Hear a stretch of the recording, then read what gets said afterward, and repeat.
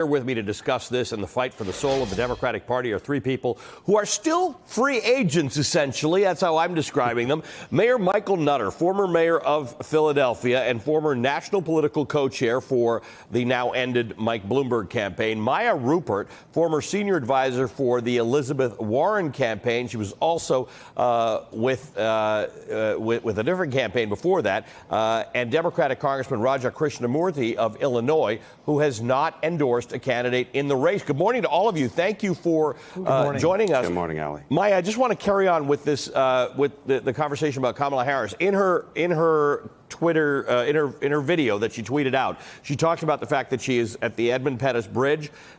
She is commemorating Bloody Sunday, and that she is going to Michigan. Those are two interesting references, right? And they do seem to be targeted at African Americans, a group with whom, generally speaking, Joe Biden has done better in the South than in the North, better amongst older African Americans than younger African Americans. And she seems to be suggesting that that's an area of support that she can help coalesce for Joe Biden. What do you make of that? Oh, I definitely think that was the intention, and I think that makes sense. Senator Harris is very popular in the Black community, and I think that part of what she was signaling is that she was going to, help the former vice president, particularly in that community, which is obviously, as we've seen, Black voters are the base of the Democratic Party. It's an incredibly important message, I think, that she's sending, and one that people need to take very seriously in order to be successful. Resonating with the Black community is an absolute must. And you were supporting Julian Castro initially. You went over to help Elizabeth Warren. We've spoken about that. Do you have any sense of what Elizabeth Warren is likely to do on this front? The polling indicates that her supporters are sort of split, more toward Bernie Sanders by a few points than Joe Biden. But obviously, what Elizabeth Warren says would be influential on that front. Sure, I can tell you that whatever she does ultimately will not be about polling. Nothing she did this cycle was about the polls. She's going to go, if she decides to make a decision, it's going to be from the heart. But I also know that she has a lot of respect for both of these men, and so she definitely has options in front of her, but she has not made a decision yet.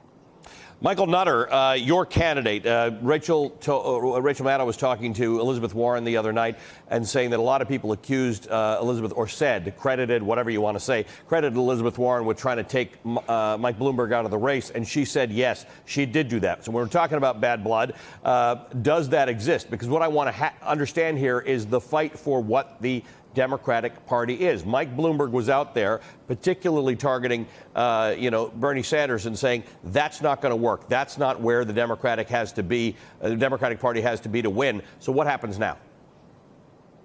Well, as you pointed out, Mike did endorse Vice President Biden. He continues to be singularly focused on defeating Donald Trump and is taking all steps necessary to accomplish that goal. The mission started. Mike Bloomberg wants to complete that mission, which is removing electorally Donald Trump from the White House. Raja Krishnamurthy, what does this mean? Is it overstating it to say that the battle now between these two main candidates remaining is something of a fight for what the Democratic Party needs to be or wants to identify itself as? A number of Democrats, more Democrats than not, say that the primary goal in November is to beat Donald Trump. But a large minority say it's being aligned with the candidate who shares your views. Well, I personally think, Ali, that a lot of voters decide based on who connects here with their heart before they connect, necessarily with their intellectual approach to the issues. And here both offer tremendous appeal. Bernie Sanders offers his authenticity based on his personal convictions.